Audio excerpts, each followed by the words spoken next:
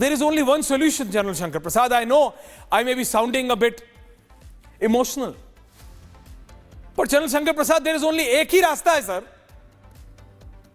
जैसे वो UCC loading आया था, ये पीओके लोडिंग का टाइम आ गया. How do we finish this once and for all? इस रायते को कैसे सिमटाएं? 70 साल से ऊपर हो गया सर, इनको कुछ समझ नहीं आता.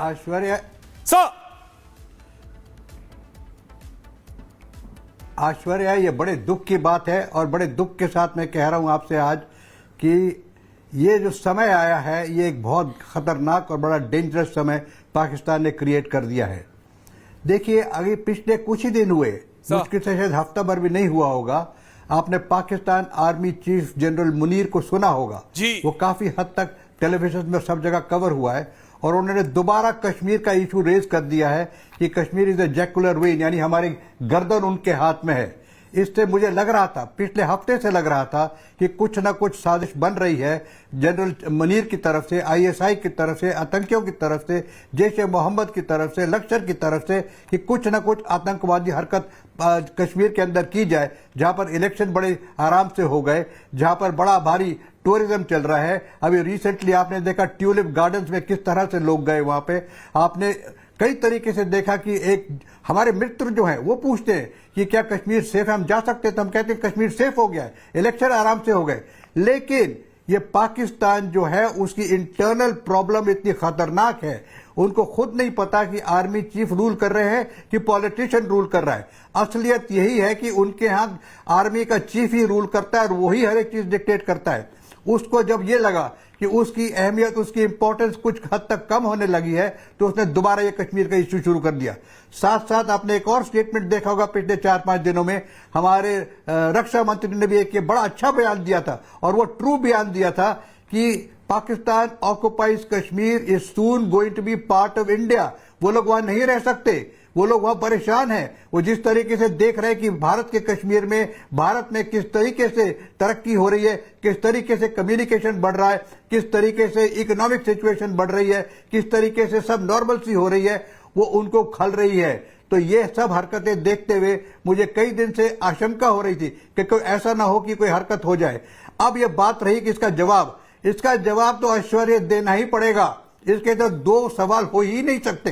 और किस तरीके से जवाब दिया जाएगा, कब दिया जाएगा, कहां दिया जाएगा, किस इंटेंसिटी से दिया जाएगा, तो मुझे पुराना वाक्य याद आता है, we will act at a place and time of our choosing. एंड मैं उस जगह पर जाऊंगा जब समझता हूं सर करेगा, जब मैं प्लान करूंगा. आप स्ट्रेटेजिकली बोल रहे हैं, मैं समझता हूं. तो जनरल साहब, आई कंप्लीटली अंडरस्टैंड, बट बेटा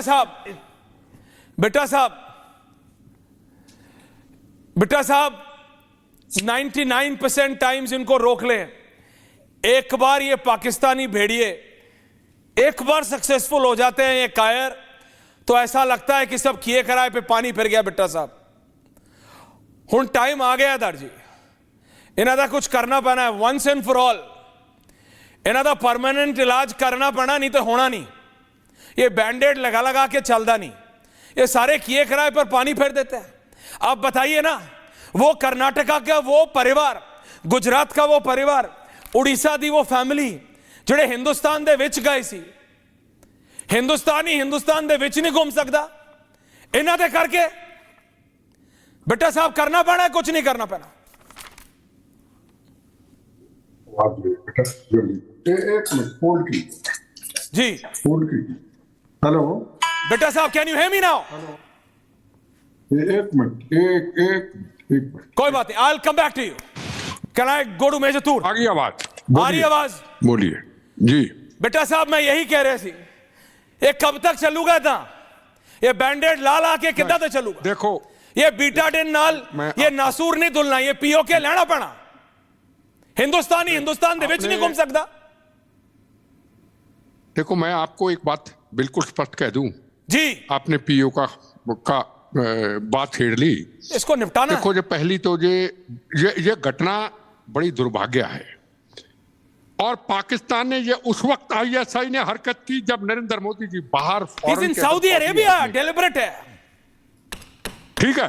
और अटल बिहारी वाजपेयी जी जब पाकिस्तान में गए थे, मुशर्रफ ने बुलाया था, तो उस वक्त इन्होंने हिमाचल के अंदर चंबा के अंदर 15-16 लोगों की हत्या कर दी थी। आज भी इन्होंने वही किया। इन्होंने इंटरनेशनल न्यूज बनाने के लिए ये हरकत की है। देखो, मैं आपको एक बात बता दूं, पहले का कश्मीर और आज के कश्मीर में जमीन आसमान का फर्क है।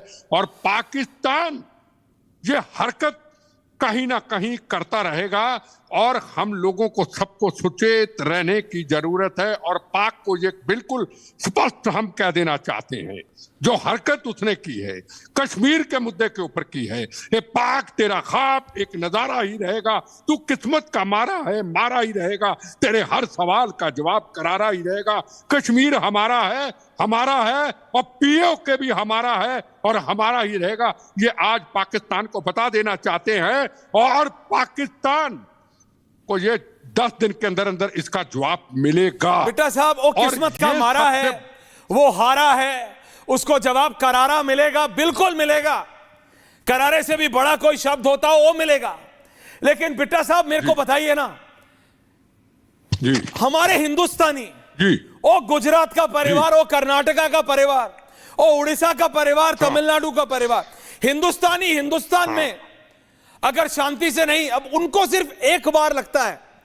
मैं जानता हूं हमारी सिक्योरिटी एजेंसीज हर रोज ऐसे अटेम्प्ट्स, ये बॉर्डर पार से ऐसे अटेम्प्ट्स खत्म करते हैं। 99% टाइम हमारे फोर्सेस थ्वॉट कर देते हैं, रोक देते हैं। उनको सिर्फ 1% सक्सेसफुल रेट चाहिए। वो 1% में ऐसा माहौल बना देते हैं कि सब कुछ ऐसा लगता है तहस नहस हो गया। आपने देखा होगा, जब नरेंद्र मोदी जी ने शपथ लेनी थी प्राइम मिनिस्टर की, यह शपथ ली और उसी वक्त जम्मू के पास, कटरा के पास हमला कर दिया। लखनऊ से एक बस आई थी वहां मत्था टेकने के लिए वैष्णो माता के दरबार में। वो हरकतें तब ऐसी करते हैं जब इंटरनेशनल न्यूज बने, दुनिया के अंदर ये मैसेज देना चाहते हैं कि हम कश्मीर हमारा मुद्दा है। आपने एक बहुत बड़ी अच्छी बात कही कि अब पीओके लेना है। ये जो हरकतें कर रहे हैं ना, पुलवामा की घटना की थी ना, बालाकोट में घुस करके इनके 100, 200, 300 के करीब आतंकवादियों को ढेर किया, इनके कैंप तबाह किए थे। अगर पाकिस्तान ऐसी हरकतों से बाज ना आया तो हिंदुस्तान को कोई ना कोई स्टेप पीओपी के लिए लेना पड़ेगा और वो बाज नहीं आएगा। और ये बेटा साहब तुसी जानते हो, ये हिंदुस्तान उन्होंने बाज नहीं आना। बेटा साहब तुसी जानते हो, उन्होंने बाज नहीं आना। वो लातों के भूत हैं, वो बातों से नहीं मानेंगे। नहीं, उन्होंने आना ही नहीं। पर हुण सानू हमको अब एक डिसीजन लेना पैना दार जी। We have to take a decision. इन्हां दी मेरी बात सुनो, इन्हां दी ऐसी दे तैसी ओही है, ऐसी करनी पैनी। बाज आई नहीं। जब पठानकोट के अंदर जब हमला किया था, पठानकोट के अंदर, दीनानगर के अंदर, क्या उसके बाद हिंदुस्तान की सरकार ने पाकिस्तान से को बातचीत की? एक गोली चलती 100 गोली का जवाब दिया जाता है हिंदुस्तान की तरफ से। हिंदुस्तान की फोर्स को आज दिल्ली से नहीं पूछना पड़ता क्या गोली चलाए, गोली का जवाब दे या ना दे। आज से 9 साल पहले जब कांग्रेस की गवर्नमेंट थी तो दिल्ली से पूछना पड़ता था, हमारे 10 जवानों को शहीद कर दिया, हमारे जवानों के टुकड़े टुकड़े कर दिए, जवाब दे या ना दे। मैं पूछना चाहता हूं, आज का भारत है, घटना हुई, घटना उन्होंने इस तरीके से हरकत की, जो हरकत मेजर तूर आ रहा हूं, दुनिया में मैसेज आइए। जी जी नहीं बेटा साहब, मैं आपकी बात समझ रहा हूं, लेकिन जो आपने कहा ना वो एब्सोल्युटली करेक्ट है। प्रधानमंत्री सऊदी अरब में है, उनके जो अभी जनरल बख्शी कह रहे थे, सॉरी माफी चाहता हूं, general Shankar Prasad, sorry general, अभी जनरल शंकर प्रसाद कह रहे थे, उनके आर्मी चीफ ने अभी अभी बोला था कुछ दिन पहले ही, it's a very thought after process.